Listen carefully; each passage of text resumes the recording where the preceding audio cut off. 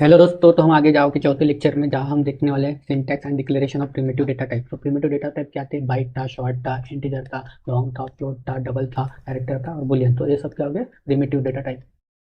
और एक प्रिमिटिव मतलब बिल्ट इन, मतलब ऑलरेडी जावा में ये डिफाइंड है। बिल्ट इन डिफाइंड जावा।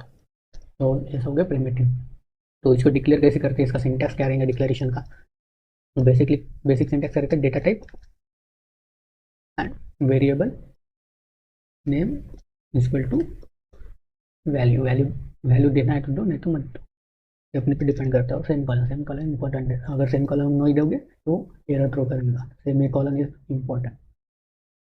वो देखते हैं सबसे पहले बाइट कैसा डिक्लेयर करेंगे। तो बाइट बी कैपिटल लो, सॉरी स्मॉल लो, बाइट एक वेरिएबल लो और इसको वैल्यू असाइन कर दो 127। It is the largest value. तो आप इस तरह से बाइट को डिक्लेयर कर सकते हो। आप बाइट को 128 ऐसा डिक्लेयर नहीं कर सकते क्योंकि ये आउट ऑफ रेंज हो जाएगा। तो बेसिकली बाइट की साइज है 8 बिट। तो 8 बिट का ही डेटा सेव करेगा। तो आप 128 नहीं लिख सकते। ये दे देगा इंडेक्स आउट ऑफ बाउंड, मतलब साइज आउट ऑफ बाउंड, मतलब ओवरफ्लो हो जाएगा। तो ये आप नहीं लिख सकते। तो एरर थ्रो कर देगा। दूसरा है शॉर्ट। शॉर्ट को भी सेम ही ऐसा डेटा टाइप शॉर्ट नाम का यूज़ करो, एस दो और वैल्यू दे दो कोई भी। ऐसा इसका डिक्लेरेशन होता है। इंटीजर का इंट ए 10। तो ये हो गया इंटीजर का इंट बी 20। तो ये हो गया इंटीजर का डिक्लेरेशन। लॉन्ग का भी same long L 20, long B 30। तो ऐसा इसको डिक्लेयर करते हैं। तो सिंटैक्स हो गया कोई भी प्रोग्राम में। जब आप प्रोग्राम लिखोगे तो आपको ये सब डिक्लेयर करना पड़ेगा प्रोग्रामिंग में। तो फ्लोट का भी सेम फ्लोट एफ एफ ले लो, बी ले लो, सी ले लो, कुछ भी ले लो, चल जाएगा एफ। लेकिन इसका 1.0 आपको ये डिफाइन करना मांगता है। मतलब ए इंपॉर्टेंट है, पॉइंट डेसिमल लिखो, फिर बी लिखो 2.0। एफ भी लिख सकते हो, ऐसा कुछ नीड नहीं है, बट सेम कलर हाँ इंपॉर्टेंट है। डबल का भी लिख सकते हो, double D equal to 2.0 semicolon, और डी इक्वल टू 2.0। सी भी ऐसा डिक्लेयर करोगे तो इसका मतलब डबल। डबल से अपन डिक्लेयर भी कर सकते हैं। ये आप पे डिपेंड करता है। एफ लिखो, डी लिखो। बेसिकली एफ मतलब फ्लोटिंग वैल्यू, डी मतलब डबल वैल्यू, इसलिए हम पीछे डी लिखते हैं और एफ लिखते हैं डेसिमल के बाद। कैरेक्टर तो कैरेक्टर लिखेंगे, सिंपल कैर डी। तो हाँ इसमें दे देंगे वैल्यू ए लिख दो। मतलब सिंगल ही कैरेक्टर स्टोर कर सकते हैं। आप ऐसा नहीं लिखते ए बी सी डी। ये हो गया स्ट्रिंग। इतना मतलब कॉम्बिनेशन ऑफ कैरेक्टर में स्ट्रिंग। तो ए स्टोर नहीं करेगा कैरेक्टर क्योंकि इसका साइज एक ही बिट है। मतलब सिंगल कैरेक्टर स्टोर कर सकता है। और बुलियन का Boolean to be small, everything is small depending on the programming language. Data type should be small in any programming language. तो ऐसा बुलियन कर दो, बुलियन में लग दो बी और इसको boolean either declare by zero और वन। तो आप बी इक्वल टू जीरो लिखो और boolean boolean B equal to zero लिखो और वन लिखो, और boolean B equal to true लिखो और फॉल्स लिखो। मतलब एक कोई भी लिख सकते हो। आइदर ट्रू लिखो, आइदर फॉल्स लिखो, आइदर जीरो लिखो और वन लिखो। ये आप पे डिपेंड करें, जो वैल्यू आपको चाहिए वो आप डिक्लेयर करो। तो बेसिकली ये होता है declaration of the data type in the programming language. तो अभी प्रोग्राम सिंपल सा प्रोग्राम देखते हैं हम। अभी एक फंक्शन लेते हैं, सिंपल सा फंक्शन लेते हैं एडिशन का। तो एक एडिशन का फंक्शन लेते हैं, एडिशन ऑफ टू नंबर्स। तो सबसे पहले जावा का प्रोग्राम स्टार्ट होता है क्लास से। तो क्लास लिख लेते हैं एडिशन। एडिशन नाम की क्लास लेके उसमें इंट नाम का एक वेरिएबल ले लिया, उसको वैल्यू असाइन कर दी 10। फिर और एक इंटीजर नाम का वैल्यू लिख लिया, उसको वैल्यू असाइन करती 20। फिर एक और लिया है इंट नाम का जो सम करेगा, sum sum equal to a plus b. तो हमने ऐसा एक डिक्लेयर कर दिया। और एक प्रिंट नाम का मेथड लिखते हैं, फंक्शन लिखते हैं।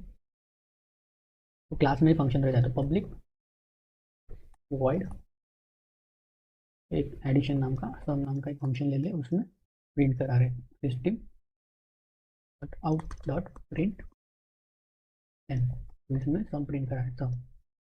हो गया क्लोज, ये हो गया फंक्शन क्लोज, हो गया क्लास क्लोज। अभी लिखते हैं मेन क्लास। तो ये हो जाती है मेन क्लास।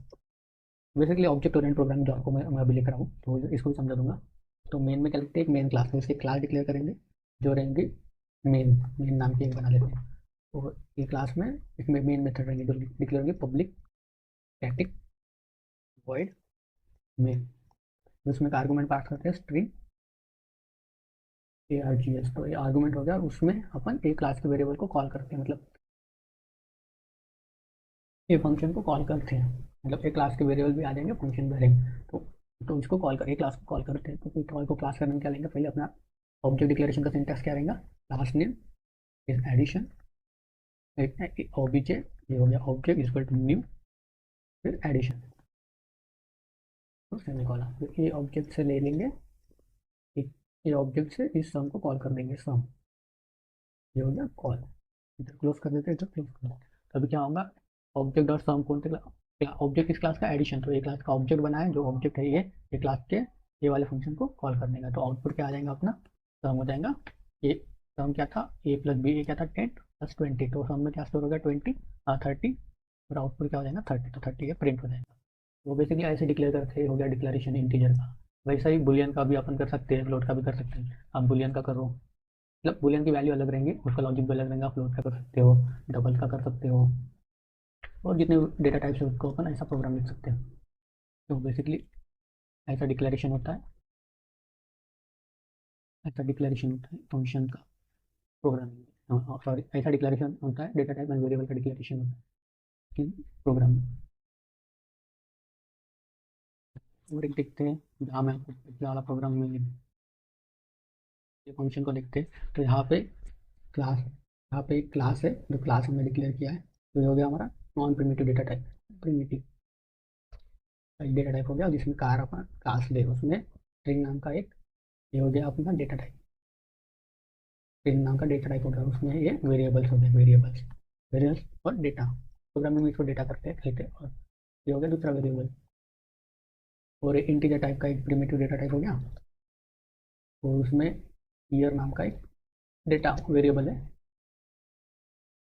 जो इंटीजर नाम का, मतलब इंटीजर नाम का डेटा स्टोर करेगा, डेटा स्टोर करेगा जो ईयर, तो आते हैं मेन फंक्शन में, ये भी एक दो क्लास है, वो नॉट प्रिमिटिव डेटा टाइप है, और इसमें एक मेन मेथड लिखी है, मेन मेथड, और ये हो जाती है मेन क्लास, मेन मेथड, और उसमें हम ऑब्जेक्ट, ये देखो हमने क्लास का एक ऑब्जेक्ट बनाया है, माई कार्य ऑब्जेक्ट हो गया, और ये ऑब्जेक्ट न्यू कीवर्ड से एलोकेट हो गया, मतलब मेमोरी एलोकेशन हो गई इसको, और एक फंक्शन हो गया क्लास, मतलब क्लास का एक कंस्ट्रक्टर, कंस्ट्रक्टर अपन देखते हैं बाद में, कंस्ट्रक्टर हो गया, तो ये ऑब्जेक्ट इस कॉल को करेंगे कॉल, और इस क्लास को करेंगे कॉल, और इसके वेरिएबल को, इसके डेटा को करेंगे एक्सेस, तो मेक का वैल्यू हो जाएगा कार डॉट मेक, मतलब कार डॉट मेक, तो ये ऐसा जाके ऐसा, मतलब मेक हो जाएगा टू एटो, मेक हो जाएगा डायरेक्टली टू एटो,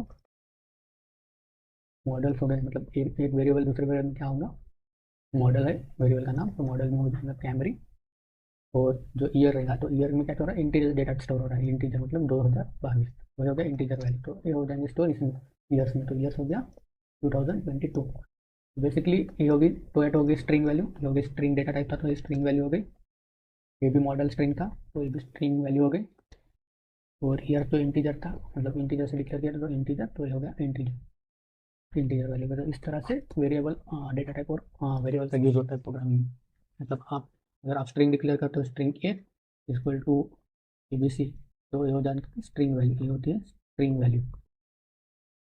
अगर आप लिखोगे इंट इक्वल टू 20, तो ये हो जाती है इंटीजर वैल्यू, इंटीजर वैल्यू मतलब इंटीजर नाम का डेटा होता है, स्ट्रिंग नाम का डेटा हो जाएगा, तो इस तरह से डेटा टाइप पे वेरिएबल की वैल्यू असाइन होती है। आपने स्ट्रिंग डिक्लेयर किया तो ये वेरिएबल में क्या होगा, स्ट्रिंग वैल्यू डिफाइन होगी, आपने इंटीजर डिक्लेयर किया तो ये वेरिएबल में इंटीजर वैल्यू स्टोर हो जाएगी, ये होता है तो ये होता है use of variables and data types, variables and data types in programming, use of variables and data type in programming. आज के लिए इतना ही, वीडियो पसंद आई होंगी तो लाइक कर दो, शेयर कर दो, और मिलते हैं नेक्स्ट वीडियो में। Thank you.